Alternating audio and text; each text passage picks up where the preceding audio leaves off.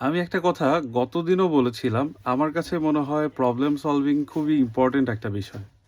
আমি এটা নিয়ে অনেকবার কথা বলছি এখন পর্যন্ত। কিন্তু সেম কোয়েশ্চেনটা আমি এখনো পাই যে, "ভাইয়া আমার হিমিগোয়াশে ফাঙ্গাস পড়ে গেছে।"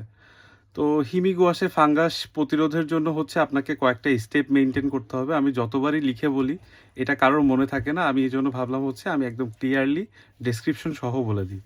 ফার্স্টলি হচ্ছে আপনার হিমিগ ওয়াশটা যদি আপনি কিনতে চান বক্সের যে সেটটা, বক্সের সেট নিতে হলে আপনাকে এনশিওর হইতে হবে যে আপনি অ্যাটলিস্ট মানে রেগুলার পেইন্টিং করেন, অ্যাটলিস্ট উইকে একবার পেইন্টিং করেন। এরকম যদি আপনার পার্সোনালিটি হয় বা আপনার যদি পেইন্টিংয়ের আগ্রহ এরকম হয় যে আপনি উইকে একবার অ্যাটলিস্ট পেইন্টিং করেন, তাহলে হিমিগ ওয়াশের যে হচ্ছে বক্স সেটগুলা, এটা আপনার জন্য। বাট আপনার যদি মানে শখের আর্টিস্ট হন, দেখা গেল ৬ মাস পরে একবার আর্ট করবেন, তাহলে একটু টাফ। তাহলে টাফ কিভাবে আমি একটু বুঝাই বলি। এটা হচ্ছে ফার্স্টে আপনাকে যেটা করতে হবে, আপনি হচ্ছে হিমিগ ওয়াশটা অ্যাটলিস্ট উইকে একবার করে ওপেন করবেন। ওপেন করে আ এই যে হিমিগ ওয়াশের স্প্রেগুলা পাওয়া যায়, হিমিগ ওয়াশ ময়েস্ট স্প্রে, এটা ২ টা ভেরিয়েন্টে পাওয়া যায়। একটা হচ্ছে ১০০ এমএল আরেকটা হচ্ছে ২০০ এমএল। তো ২ টা ভেরিয়েন্ট এটা অ্যাভেলেবল। এটা হচ্ছে ৳২৩০, এটা হচ্ছে ৳৩৪০। ১০০ এমএল ২৩০, ২০০ এমএল ৳৩৪০। আচ্ছা। তো এখন আপনার যেটা করণীয়, ফার্স্টে আপনি ধরেন হিমিগ ওয়াশ কিনছেন। কেনার পরে আপনি এটা আনবক্সিং করলেন সুন্দর করে অনেক মিউজিক-টিউজিক দিয়ে আনবক্সিং ভিডিও করে এটা হচ্ছে আপলোড দিলেন। এটা হচ্ছে ফার্স্ট কাজ হিমিগ ওয়াশ কেনার পরে। সেকেন্ড কাজ হচ্ছে আপনি কখনোই হিমিগ ওয়াশ ইউজ করার সময় ট্যাপের পানি বা নরমাল পানি কখনো ইউজ করবেন না। নরমাল পানি বলতে ধরেন ময়লা পানি ইউজ করবেন না।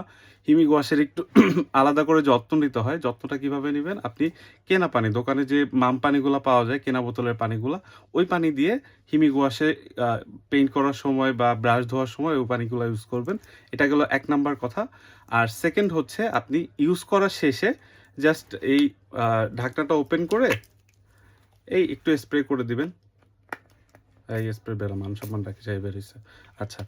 তো এভাবে হচ্ছে স্প্রে করে দিবেন। স্প্রে একটু পুরাটা করে জাস্ট হচ্ছে ঢেকে রেখে দিবেন। সমস্যা নাই। আপনি আর যদি ধরেন ওই যে বললাম আপনি যদি শখের আর্টিস্ট হন, দেখা গেল ৬ মাসে একবার করতেছেন বা ২ মাসে একবার করতেছেন, তখন আপনার এটলিস্ট এতটুকু মেইনটেইন করতে হবে যে আপনি এটলিস্ট এভরি উইকে একবার করে বক্সটা খুলতেছেন। খুলে একটু স্প্রেটা করে রাখতেছেন বা হচ্ছে আলো বাতাস যেখানে আছে ওখানে একটু বক্সটা খুলে রাখলেন। আপনি যদি জাস্ট এতটুকু সেফটি মেইনটেইন করেন, আমার মনে হয় না হিমিগ ওয়াশ ইউজ করলে আপনার হচ্ছে আর কখনো ফাঙ্গাস আসবে। তো আমার কাছে মনে হয় এটা খুবই মেজর একটা ইস্যু ছিল। বারবার এটা নিয়ে আমাকে কথা বলে মানুষ। তো এটা হচ্ছে আমি ক্লিয়ার করে দিলাম। এখন আমাদের নতুন আরেকটা যেটা আসছে হিমিগ ওয়াশ, আমরা জানি হিমি অ্যাক্রিলিক যেটা আসছে, অ্যাক্রিলিকটাও কিন্তু ওয়াশের মতো বক্সে আসছে। এই শব্দ করেন না। তো অ্যাক্রিলিকটাও হচ্ছে গোয়াশের মতো বক্সে আসছে। তো আমার কোয়েশ্চেন ছিল যে অ্যাক্রিলিক তো হচ্ছে শুকায় যায়।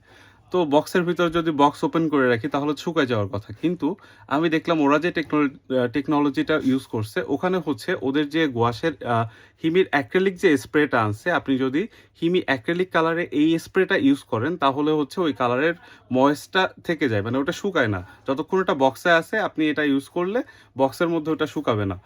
আর তারপরে হচ্ছে যখন পেপারে ইউজ করবেন তখন পার্মানেন্ট হয়ে যাবে নরমাল অ্যাক্রিলিক কালারের মতো। বাট ওদের ডিফারেন্স জিনিসটা এটা আসছে যে এই স্প্রেটা ইউজ করলে কালারটা বক্সের মধ্যেও শুকাবে না। এটা নিয়েও অনেকের কনফিউশন ছিল। এজন্য একবারে বলে দিলাম। আ নেক্সট ডে আবার হচ্ছে এরকম কোনো সিরিয়াস টপিক আসলে এই থোবরা নিয়ে ভিডিওতে আসবো। সবাই ততক্ষণ পর্যন্ত ভালো থাকেন, সুস্থ থাকেন। আসসালামু আলাইকুম।